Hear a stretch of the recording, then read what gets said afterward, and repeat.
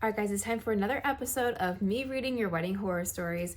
And until I actually come up with a better title, that's all I'm going to call it for now. So before I get started this week, I want to share some different announcements in case you missed it.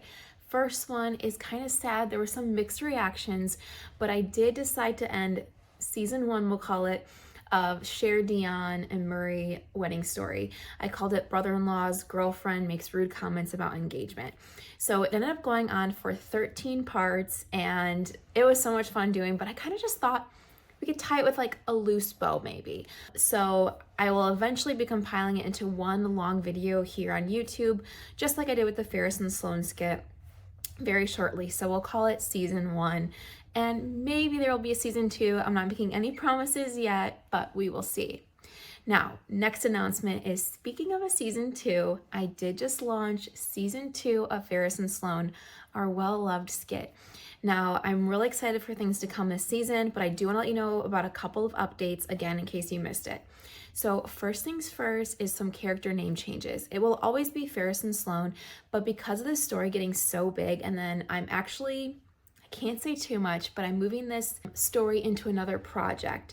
And because of this, and just being safe with copyright, I did change the character names slightly. So the mom was Katie before, she's Kate now.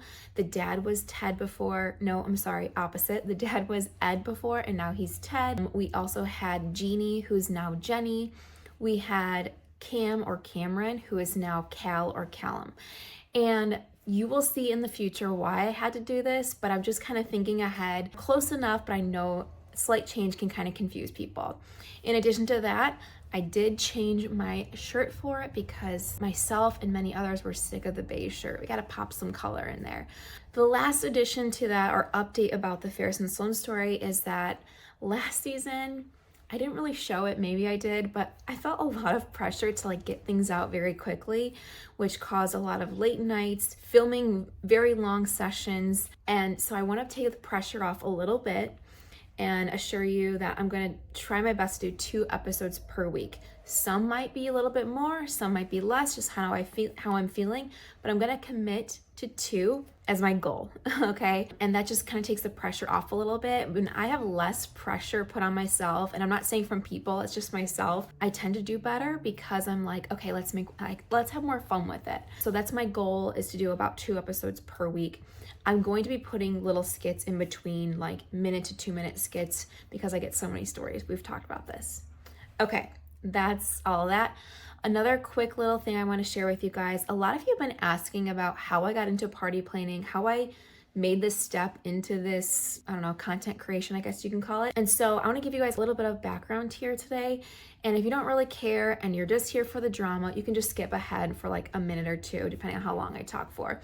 But just a little bit of background, I am not a professional wedding planner. I've said this many times before. I'm a day of coordinator. I've planned a lot of weddings like with friends. I've been hired on for weddings as a day of coordinator or a virtual wedding planner before. And then I've also been a bride myself, matron of honor, maid of honor, bridesmaid like 8 or 9 times now, and then random tasks hired on for weddings, or sometimes I'm at weddings as a guest and I can see they need help and I just offer to help. Just free labor because I love being a part of stuff. And then in addition to that, I've helped with tons of bridal showers, baby showers, birthday parties, surprise parties. It's just in my blood. I don't know. I just love doing event kind of things. So for the people that are out there that are like, oh, I would love to get into that, just see where you can offer help. If you are at that age where you're invited to a lot of events or a lot of parties, reach out to whoever's hosting the event and see if they could use an extra set of hands. In the beginning, you're not going to get paid, and I wouldn't expect to get paid. Just see where you can be helpful. Even that, if that's running to the store on the way to the party, if that's helping set something up at an event, wherever that is, all those little things that you put together can create a great resume for eventually, starting your own business or just getting hired in the future for an event. Now, I will say I do day of coordinating very rarely now, because as I've kind of grown my own business, I talked about it before, but I've worked in social media marketing for the last 12 years. Plus now, gosh, I haven't really done the math. We're gonna go with 12. Where I've decided to grow my business is doing content creation, sharing these wedding stories, and then I also help brands grow their own social media marketing. So that's where my focus has been. However, I do still help some brides. The last wedding I was doing day of coordinating for, though, was in January of this year, where I helped meet with her multiple times, and I was there for 12 hours just running around doing tasks, and I had so much fun helping her with it. And then since then, I've done a lot of virtual consults. I help brides just kind of go through different checklists, and I'm sticking more to the kind of the virtual help kind of thing. So hopefully that cleared up any questions you have. If you guys have any other questions about how I got into it, please comment below. And then in addition to that, when I was on my maternity leave last year, I had tried starting up party planning or just like event type social media for so long, but I didn't officially like do a really like focused in job of it until my maternity leave last year. And that's when I started really creating content and testing things out. And I think what really helped me was not my experience in party planning, but my experience in social media marketing. So it was a good combination. And then I love storytelling. So I've always enjoyed storytelling. I've done that with my own brand jobs that I've worked full time for. And I love just talking with people and sharing their stories. So where this will go in the future, who knows? I've talked about maybe doing a podcast in the future and actually having people on sharing stories, and we can kind of talk back and forth. The world is our oyster, so let's see what we got here. But yeah, that's it. If you guys have other questions about it, please comment below, and I'm here to answer whatever I can. Okay, now into the drama. So welcome back if you left for a little bit. If not, thanks for hanging out with me this whole time. Let's get into the drama. I do want to say I'm also going to open up my Google form to some more positive stories. Every once in a while when someone finds me or they follow me for a little bit, they're like, this is making me so nervous for my wedding. And I don't want to do that. That's the last thing I want to do. I also want to say that if you have red flags already, big events just tend to bring those out of people, right?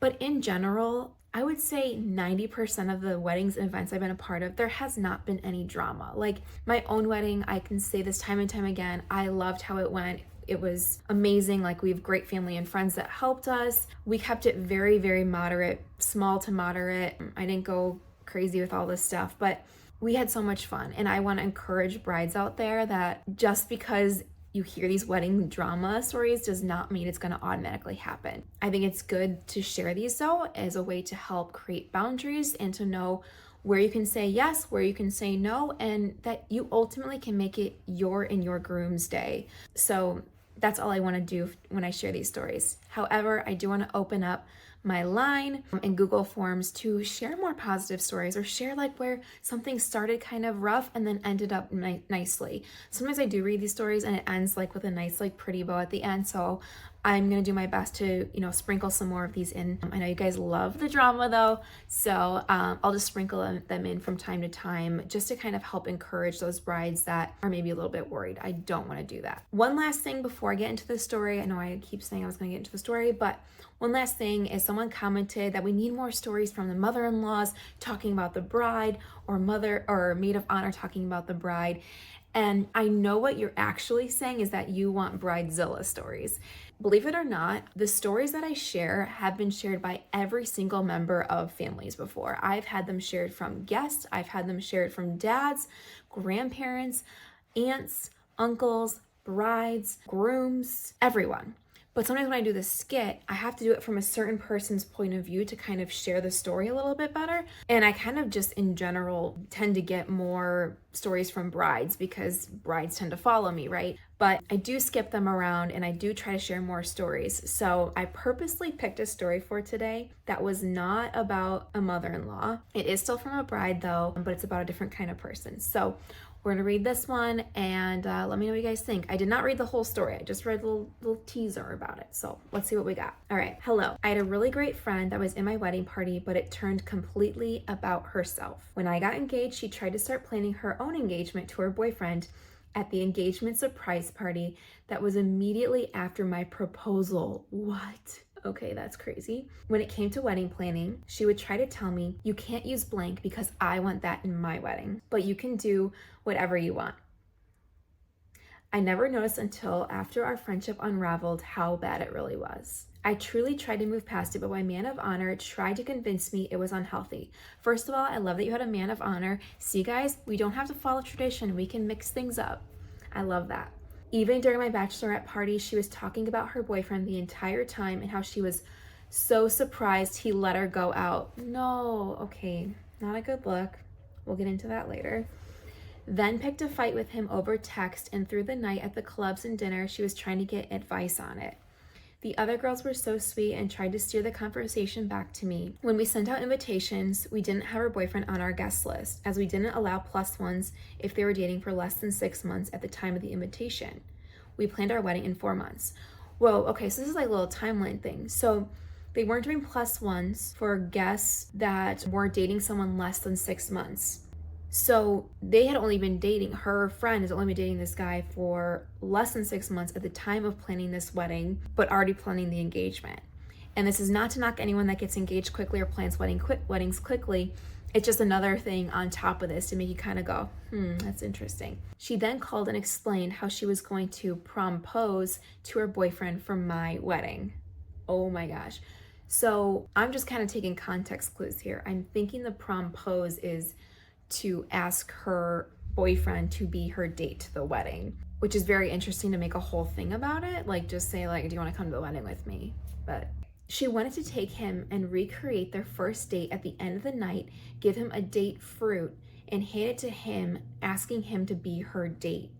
I felt it was so awkward to plan an elaborate proposal to be a date at my wedding. Yeah, that's a little weird. When I approached my fiance about this, he mentioned maybe we just invite the boyfriend. They were very committed to one another and at the time didn't see a problem to it. Well, the day of the wedding came and she was more focused on getting herself dolled up for her boyfriend versus being in the wedding. I could have guessed that. She didn't even bring her own makeup. She was using the other bridesmaids' things, had them do her hair and makeup, even took makeup from my makeup artist. Oh my gosh. I didn't know until after the wedding. We asked the bridesmaids to do their own hair and makeup to save money, but I wanted them to look and feel like themselves. We hired a makeup artist for myself, younger sister, and my mom. She knew this coming in and doesn't usually wear makeup, so she didn't think to bring any. After the ceremony, I couldn't find her during any of the reception. She was outside in the hall with her boyfriend the whole time, talking about what she wants for her wedding to look like. Oh no. And got into an argument when he wanted to go in and enjoy the reception. So she's so focused on her own engagement, her own wedding, at her best friend's wedding. Like this is where bridesmaids get a bad name and a bad look. Like let's not do that. Let's celebrate our friends and lift them up on their day. Then we can have our time later. After the wedding, we got into a big argument and are no longer friends. Apparently during the wedding, she had my photographer take a picture of her and her boyfriend. We shouldn't be surprised. Well, we had a strict contract with our photographer that she could only send the gallery to my husband and I, and if she wanted to share on social media, she had to text us and we could tell her what pictures we wanted and didn't want out there. Okay, that's actually very smart because you have to remember, like these people, the bride and groom has a contract with the photographer. So the photographer can't just do these private sessions and then email them to each person because that's added clients. So they have to report to their only client.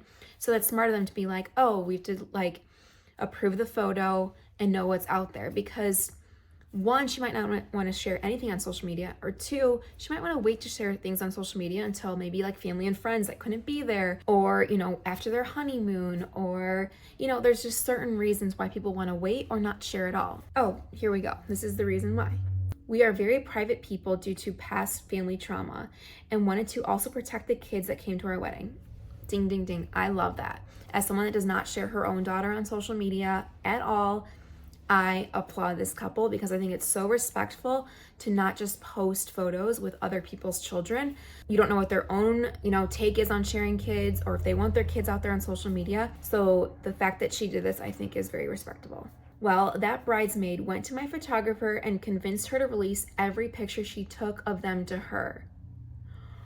Wait, I want to know how the bridesmaid convinced the photographer. So after we're talking about all these contract things, the photographer was just like, okay, that was a really good story you told me. I'll send them all to you. That's insane. She then blocked me on social media and posted them. Again, making the whole day about herself and her boyfriend and planning out their proposal and wedding. One of my other bridesmaids recognized the wedding being mine and sent me the post. I contacted my photographer, furious that she released them. I told her she needed to reach out to the bridesmaid and delete any record she has of the pictures. That bridesmaid also knew she couldn't get the pictures as she had asked about them before I got the gallery, and I told her my photographer wasn't posting the gallery. So she had already gone to the bride, and the bride said, no, we aren't posting the gallery. She still went behind her back, convinced the photographer, and still posted the photos. That is crazy.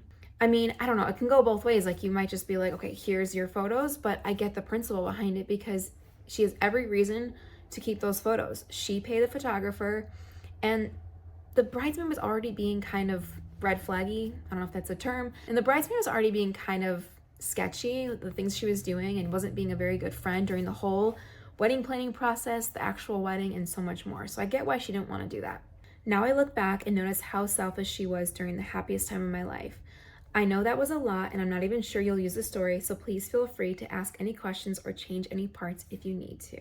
Oh my gosh, my heart goes out to her because it's really hard when you think someone is a really good friend of yours and then you go through the wedding planning process and you're just like, oh no, red flags everywhere. I've never personally been in that situation, but I've been in weddings where I've seen bridesmaids get kicked out. I've seen ones where bridesmaids get asked in the wedding at the last minute and things just change. And I know it's really difficult for the bride to go through and you don't see it coming all the time. Sometimes you do. My sneaking suspicion says she might have had some thoughts before, but just goes to show, and I've talked about this before, make sure whoever's in your wedding is supporting you. But again, you don't always know.